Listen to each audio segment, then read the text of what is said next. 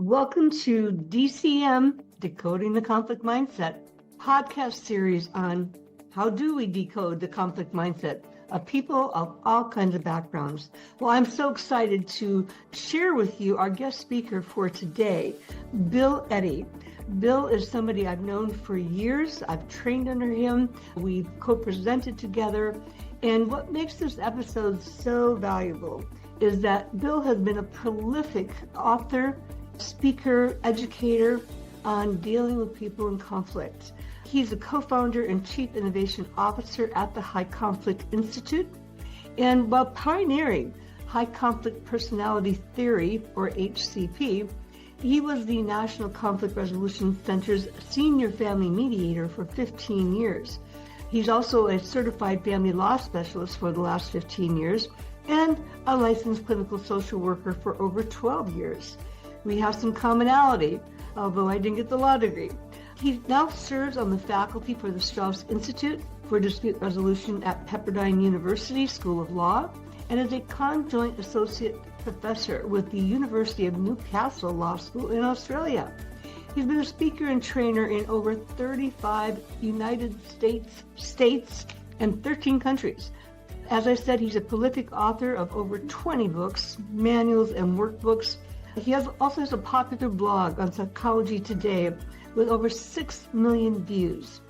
I brought Bill here because he has been incredible in helping frame conversations for people in high conflict. He started off with what he calls BIFF, brief, informative, friendly, and firm, as a guide to helping families in conflict, parents going through divorce, co-parenting after divorce, but then went on to develop BIFF for the workplace. And now, most recently, he has developed BIFF for law offices. And so I wanted him to come on my podcast to share the journey he's been on, but also some tips and ideas for what he can do. Let me just give you an idea of some of the books he's written besides BIFF in all those different areas. Mediating High Conflict Disputes, the Alarm Management Handbook, and how to deal with high conflict people in legal disputes. EAR, calming upset people with EAR techniques, and so many more. I'm just so delighted to have Bill back on the podcast because he was here a couple of years ago. And so don't go away. Please share this with anybody you know, because there's something for everybody from any walk of life, particularly those in the legal community, about what Bill has to offer. Again, I'm Dr. Debra Dupree, host and founder of Decoding the Conflict Mindset. You will learn a lot. Thank you for joining, and again, subscribe for future episodes.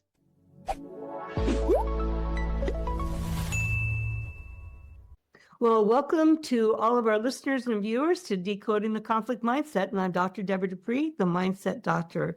And I'm so thrilled to have back with me once again, Bill Eddy. Welcome, Bill. Thanks so much, Debra. Glad to be on again. Yes, it was a couple of years ago, and we talked about one of the books I've used and referred a lot of people to is BIFF. And I hear that whole series has now expanded into even more different fields. And so, Bill, first tell us just a little bit about your role at High Conflict Institute. And I know you've been a prolific author throughout the years, and you're a frequent speaker. We've spoken together before. I'm particularly interested, how did the BIFF book evolve? First, your role at High Conflict Institute, the work that you do, and your journey to your books. Thanks so much for that. So, yeah, in 2008, I co-founded High Conflict Institute with Megan Hunter, who worked with the Arizona Supreme Court on their family law, child support guidelines, trainings for judges, all of that. And my emphasis as a lawyer was also in family law. So we really started it to train family law professionals in dealing with high conflict personalities, because I was a therapist and I learned a lot about personality disorders in my therapist training, and I could see a connection to high conflict in legal situations. So we started that, and I've been training and teaching, and I was doing a training for lawyers, judges, and therapists on managing high conflict disputes in 2007. And one of the judges said, what should we do about these terrible emails that high conflict parents are sending to each other? And because I've been a counselor before, I'd already thought somewhat about this. I said, well, they need to be brief. Don't let them get carried away. They need to be informative, just straight information, no opinions, emotions, judgments, etc. And they should be friendly and just a friendly tone. And I have been teaching clients to do that. And so the woman judge says, you've got BIFF, B-I-F. If you add another F, you've got the name BIFF. And I said, they should also be firm, like end the conversation, not hard. That's the F sit for fun. And so that's really how it got started. And we found people really liked having a system for dealing with emails and text messages. And so over the next few years, we were doing a lot with workplace. Even though we started in family law, workplace had the same high conflict dynamics and personalities at work. And so I started writing some things for the workplace. We developed new ways for work coaching for employees in difficulty. The book, It's All Your Fault, which was one of my other books in 2008. And so we wrote It's All Your Fault at Work. So my role became the director of innovation, and I came up with these methods. Then it was time to write a book about BIFF. So 2011, I wrote the first book, BIFF, Quick Responses to High Conflict People. And then I'm trying to think how many years later, several years later, it was time to write a book for co-parents in divorce because there were so many examples. So we wrote one with 30 examples, came out the first year of COVID, 2020. But then we were thinking the workplace is where a lot of this goes on. So we did one for the BIFF at Work. And that came out in 2021, I think. But then who writes the worst emails? It's lawyers writing to other lawyers. And I know because I'm a lawyer. I've received some of them. I've been tempted to write some of them. Last year, we came out with BIFF for lawyers and law offices. Very good. Yeah. That brings us up to date. That brings us up to date. Yes, I was really intrigued learning about your most recent book, BIFF for Lawyers, because throughout my career, even though I'm not a lawyer, I've worked with lawyers the entire career and continue to work very actively. So I know what you mean when it comes to those emails. Yeah. And sometimes just writing in general, it's okay. Yes. And so your co-author, professor from Pepperdine, Rahano Jamal, that's right. Yeah, so she's the one that clued me in, and she was on our podcast last time, or in our last episode. So yes. I'm particularly interested for the lawyers and law offices because maybe a lot of people know this, maybe they don't, but the legal field has some of the highest rates of mental health challenges. And the stress, the high conflict people they deal with, both as their clients, but also with each other. And then just the stress of being in the courtroom, et cetera. I guess, what was your intention then by making this book available? And how do you expect lawyers and law offices to use this kind of book? There's so many different ways that lawyers need to communicate in writing. Like you said, lawyer to lawyer, but also there's lawyer to client. And there's also a lawyer staff. So lawyer to staff members to each other, and then dealing with experts, having to write to them, getting responses. So there's so many people involved in lawyer writing. And one of the benefits of our BIFF books is that we have examples. So it's, I need to find a lawyer to hostile lawyer example. How can I, and there it is.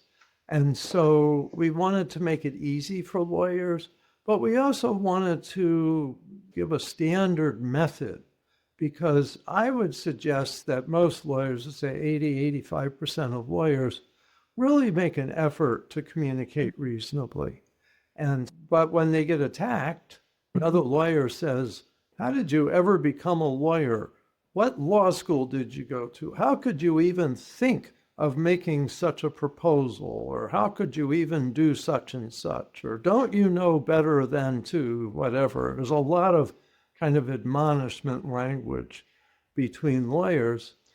And so we really wanted to have examples ready that people can see, oh, okay, I can do that. And we wanted a method because most lawyers don't want to respond in kind, but they feel emotionally challenged. I've got to fight back. I've got to show him or show her.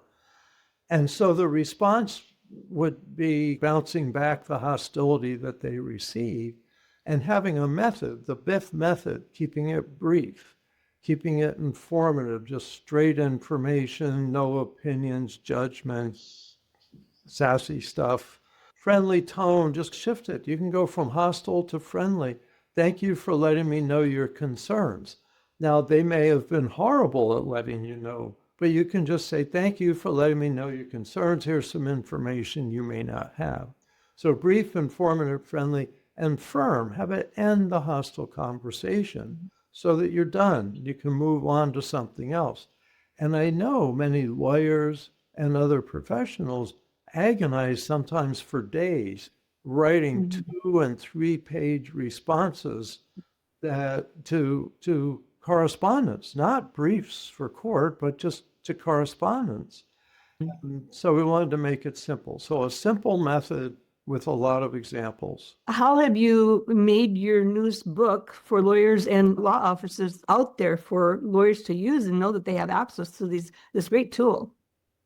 Yeah, so we give a lot of trainings and seminars really around the world each year. And so I'd say the largest group that I know I speak to are lawyers. It's typically State Bar Association conferences. I might be a keynote speaker or speak in a workshop. And a lot of it is on managing high conflict personalities. And it's dealing with clients primarily for the lawyers, but I get more and more questions, how should we respond to the high conflict lawyers? So I think this is the biggest promotion we have is in our seminars and trainings. And when we have the book available and it's in person, people often gobble them up because they want to have something for their office. And so I think word of mouth and seminars is the biggest way. Bill, thanks so much for telling us about the BIFF series and the different applications. And you're so right. People really do need help on how to communicate effectively, succinctly, and not get emotionally charged up with it. And I know we've probably talked about this before. As a mediator, I know sometimes, particularly in family law, sometimes the attorneys representing the clients were actually more combative than the clients themselves. And I certainly have heard a lot of people say that. So I'm so glad that you've got a good tool out there now for them to use. And one thing I want to say is we like the future focus, and that's why teaching this skills gets people, let's talk about what to do now rather than what shouldn't have been done before. Because I know that often slips into arguments and a lot of law is arguing about the past, but this is one way to influence the future and just kind of skip over arguing about the past, keeping it brief, informative, friendly, and firm. Yes, I was going to say, I imagine some people may even look at the 2 F's as future focus rather than... It's a good idea. Yeah, very good. Bill, I know that you've got tons more books, but there's a book I'd like to talk about a little bit further, but we're going to take a quick break and then we'll come right back for our viewers and listeners. Don't go away.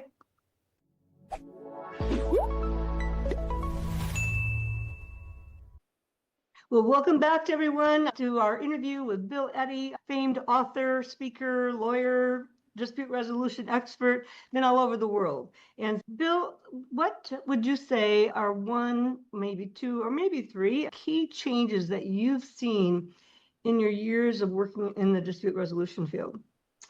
I'd say since I really got into this at the end of the 1970s, that mediation, especially what that alternative dispute resolution or dispute resolution methods, have really become quite standard and ordinary and normal, and in many cases required as a first place to go in resolving a conflict. So I remember in the 1980s that there was discussion that a lawyer couldn't be a mediator because that'd be a conflict of interest.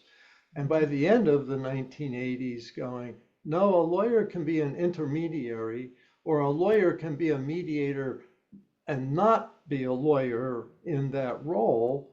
And then lawyers really embraced mediation.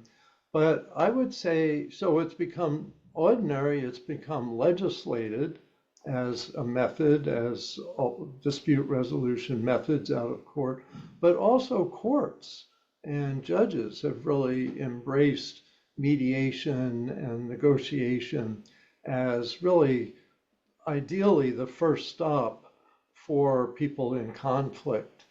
And so it's become standard. So I'd say that's the biggest thing that I've seen. This has all become standard. I would say that the general public is a little bit more aware, although not as aware as legal professionals are, of these alternatives like collaborative divorce, mediation, private judging, all these ways to solve conflicts outside of court. I think in court, what I see and what I hear, because I speak to judges a lot now, is the presence of personality disorders in high conflict cases. I remember saying to a judge, I thought 50% of hearings in family law probably included one or two parties with a personality disorder. And the judge said, no, Bill, you're wrong. And I thought, oh, I overestimated. I'm sorry. She said it's 70%. Said 70% of my hearings have someone who's really stuck and may have a personality disorder or high conflict personality, an inability to be flexible, preoccupation with blame. Just so I'm clear, then I believe you were saying 70% is what the judge was estimating, right? Yeah, and this is in family law, of course, where some of the most high conflict interpersonal disputes play out. But that's what she was saying. And I actually was speaking to a judge at a conference in Canada a few months after that conversation. And I said that, and the judge there said, yeah, I would agree. Again, family law, which is probably slightly higher, but we're seeing so many civil disputes between business partners with one or two with really high conflict personalities. Some of personal injury lawsuits are because someone felt offended by their professional or their workplace.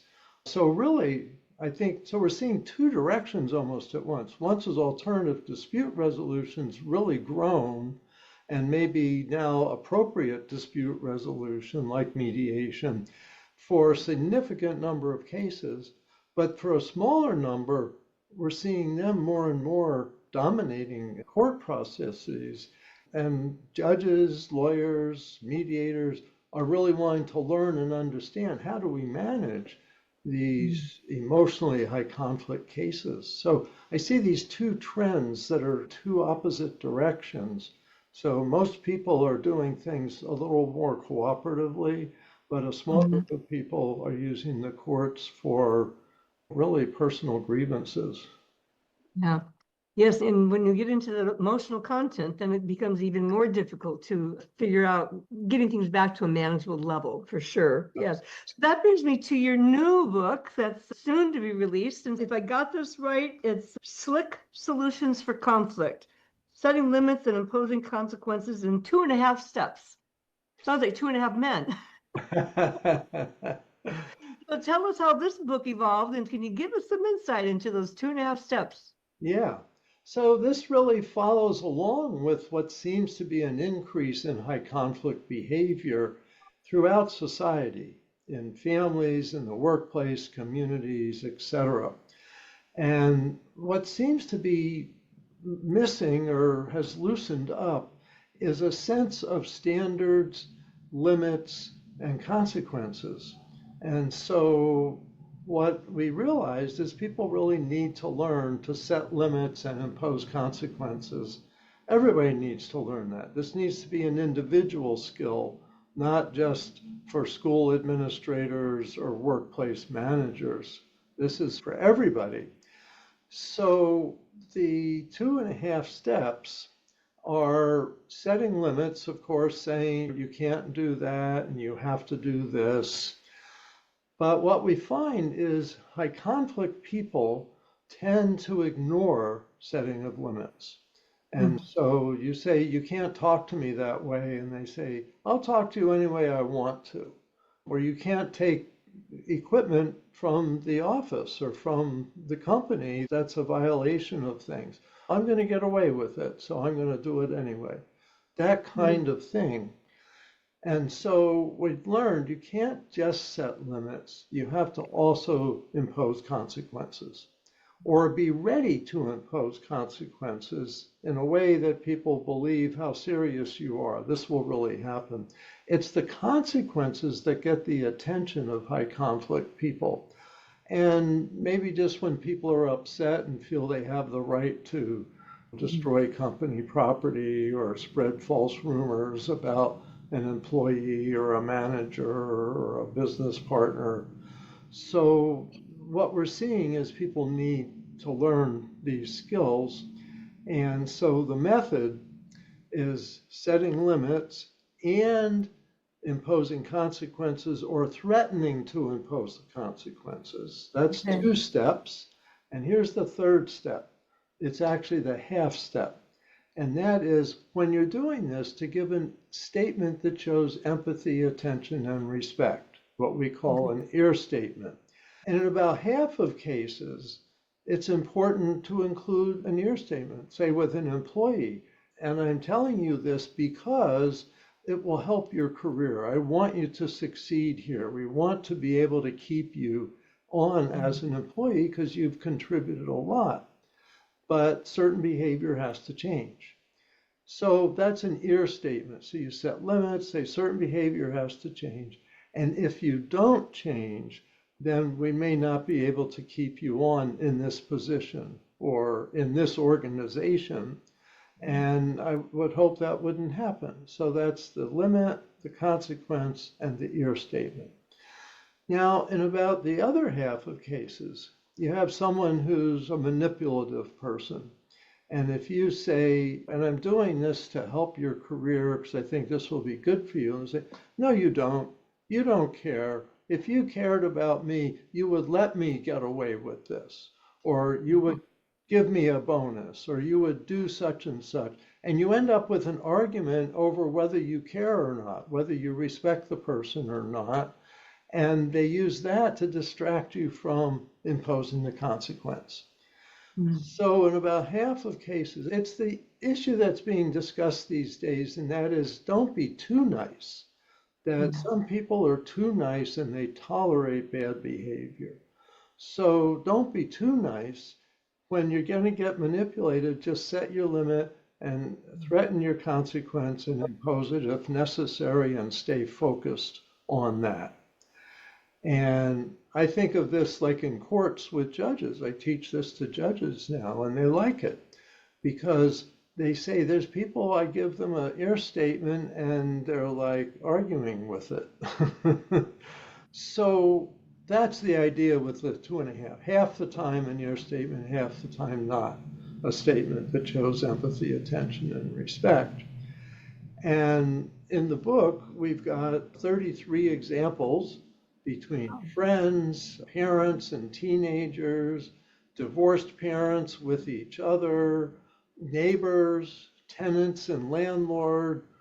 Oh my goodness, let me see what else. We got some interesting situations. I used the example of the intervention that they did with Betty Ford when she ended up drinking, taking pills after Gerald Ford was no longer president. She was on a downhill spiral, and her daughter and family doctor and a secretary, I think, confronted her one day and just said, "You have to stop."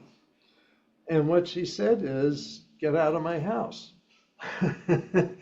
And so setting the limit wasn't enough. So they came back with the whole family, with Gerald, her brothers. It was the daughter that initiated this, and a Navy expert in alcohol and drug treatment. And they did a formal intervention, basically said, "You've got to stop and go into treatment. And if you don't, you're going to lose all of our support. We can't support you anymore." And she went into treatment and then became a real crusader for drug and alcohol treatment. And Betty Ford centers have some of the highest recognition. Thank goodness that they figured out to threaten the consequences. And that's what they said. They had to talk about consequences in order to get the message through. And she wasn't a high conflict person, but she was under the influence of alcohol and drugs from first thing in the morning. She was popping pills and such. So I think that's an excellent example because it's such a happy ending. Yes.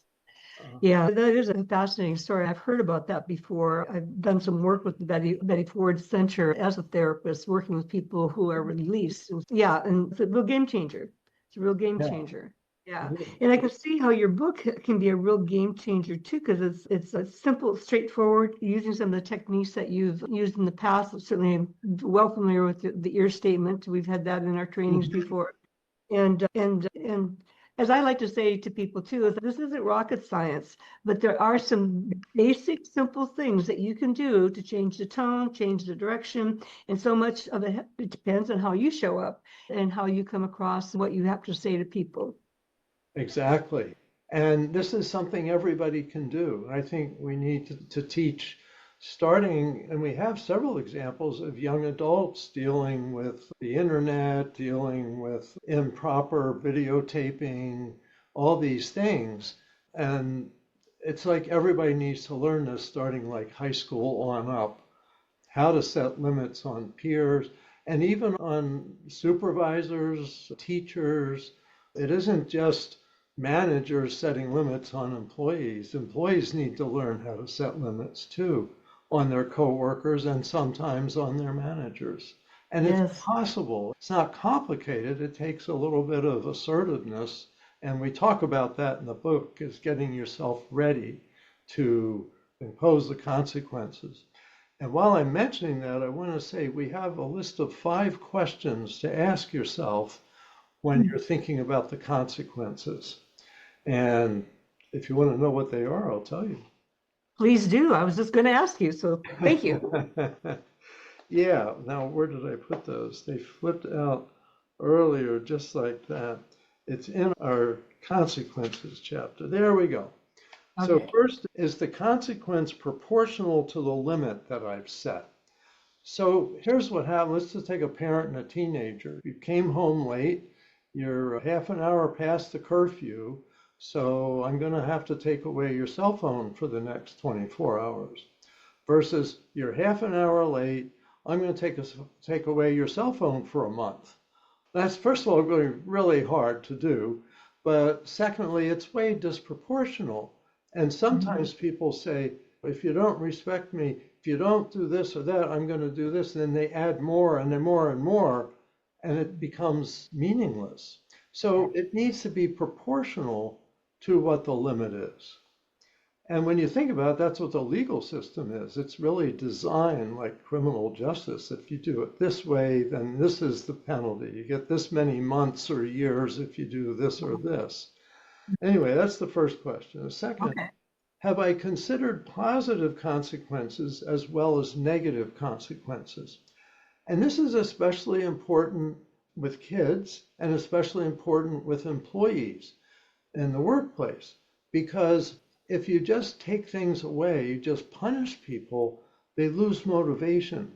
But if you have positive consequences, if you take this course or take this class and improve your behavior, here's a benefit for you. Like insurance companies give you a discount if you get training in risk management. Don't just punish people, give them incentives. And consequences don't have to just be negative. And what I believe with high conflict people is with some of them, the negative consequence is all that gets through. With others, negative consequences, they just shut down, but the positive consequences do motivate them. So that's important to consider.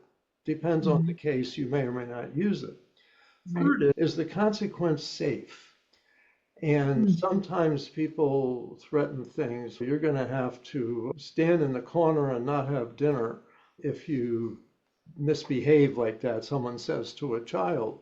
Not having dinner may not be a good, healthy idea for that child. That child needs food and energy, etc. Someone, say, in a domestic violence relationship, they're thinking, well, if the person does that again, I'm going to confront them and do such and tell them who they are. That may get you injured or even killed sometimes. So think about, is it safe? Also, is it safe for the other person? Sometimes a consequence may really harm the other person, and that's not your goal. Your goal is to get them to improve their behavior. The fourth is, am I ready to enforce my consequence? And people have to think about that because it's not easy to enforce consequences. And this is a new thing, really, for the average person. And so getting a sense of, okay, I'm going to go with this. I'm confident about it. And fifth is, do I need to get help in imposing my consequence? Maybe you need a police officer, or maybe you need a supervisor, or maybe you need your co-parent to help you confront your teenager. All of that. So these are things to consider, but we want it to become a habit for people to think, okay, so we can draw the line sooner. And that's what we see in the workplace is often people tolerate high conflict behavior for a year or two longer than they should when it's already become clear it's not going to improve. And we give some examples and talk about that in the book. But it's just something we all have to learn now. Yeah, no, these are excellent tools. I love the questions. It's got to be proportional, consider the positive and the negative, got to be safe for everybody, and ready to enforce consequences. I see that a lot with parents who have difficulty in holding their kids to things. And in fact, I was working with a couple with their adult child who I need to move home for just a couple of weeks. A couple years later. Yeah. They finally said no. And so I help support and coach them through that as far as setting firm boundaries and so forth. And then lastly, do I need help from somebody in order to make this safe? Because that's a big thing right there. A lot of times people don't feel safe in speaking up. And that's where it's so important that they not carry that burden alone. And like you said, so often, particularly in the workplace, well, in homes too, people put up with things they're almost too nice, or they're afraid to do anything that would enforce some of those limits. Yeah. Yeah. So that's why, so we have 33 examples, and most of the examples we include how those 5 questions were answered. And some of them are real examples, and we talk about the outcome. Some are based on real situations, but we made them more confidential. And some we totally made up. But they all show different settings and how those questions could be answered. And I think, like you were suggesting, that therapists helping clients deal with young adults, for example, we think a lot of young adults will like this book because it addresses their concerns as they're entering the workforce, as they're dealing with dating and having to set limits. All of that. Lawyers, judges, certainly some examples are for judges in the workplace, HR, and in communities. So we think this is really relevant to everybody. Yeah, it certainly sounds like it. And you've been such I'll say the word again, prolific contributor to concepts and techniques and strategies to help people get better at addressing and resolving differences so they don't continue to escalate and further damage people's sense of self as well as relationships. So we certainly see that happen too. Yep. So yeah, it's good self-protection. So Bill, again, SLIC Solutions for Conflict, love it, setting limits and imposing consequences in 2.5 steps. Where do people find this? Really, they can find it anywhere. It's on Amazon. It's on our website at highconflictinstitute.com. But you can order this Barnes and Noble, go to independent bookstores, ask them to order it. Okay. Yeah, so we're getting more and more books out there. So sometimes they already have them in stock. That's always when I travel, sometimes they, do you have this book? And they go, oh, yeah, we've got 2 copies in stock. I always love it. Yeah, that's great. That's great. Great. And tell us a little bit more about how do they get a chance to look at High Conflict Institute on the internet? Yeah, so www.highconflictinstitute.com. We've got a lot of resources, a lot of training for professionals. We've got books, we have articles, etc. We also have a more self-help website for individuals called conflictinfluencer.com. And they can learn a lot of these skills just as an individual who Great. wants to take a class and learn how to manage the people around them. So we've got a lot of educational resources, and a lot of people come to our website for this. And our stuff is simple. We develop, that's my job as director of innovation, is come up with simple methods and techniques to manage difficult, upsetting, high conflict situations. Well, great. It's a good time to get this out there because Christmas is coming up and I can think of all kinds of people, my workplace clients as well as organizations. And I'm thinking about my own adult kids. Might be a great gift. Some clients that would be a great gift. So you might see sales rocketing here. We hope so. It comes out December 9th, but you can pre-order it before then and be one of the first to get your copy. Okay, very good. The Very timing good. is good, and I really think it applies to everybody, and it has all these different examples. I think people could say, and I'm just picturing people saying, I'm going to use this with you. Yeah. There you go. We all benefit from gaining more skills and becoming more confident and courageous and curious and having better relationships at every walk of life. Thanks so much for having me on, and your positive approach, I think, really comes through, and I wish you well in all your work. Thank you. I appreciate that. And Bill, great to see you again and wishing you well in this holiday season and again with all your travels, and keep up the great work. Thanks so much. Same to you. Thank you. And thank you to all our viewers and listeners. And please pass this on. And keep in mind, this might be a great gift to give to that one person or persons that you find challenging in some of your relationships. So thank you again, Dr. Debra Dupree, the Mindset Doc.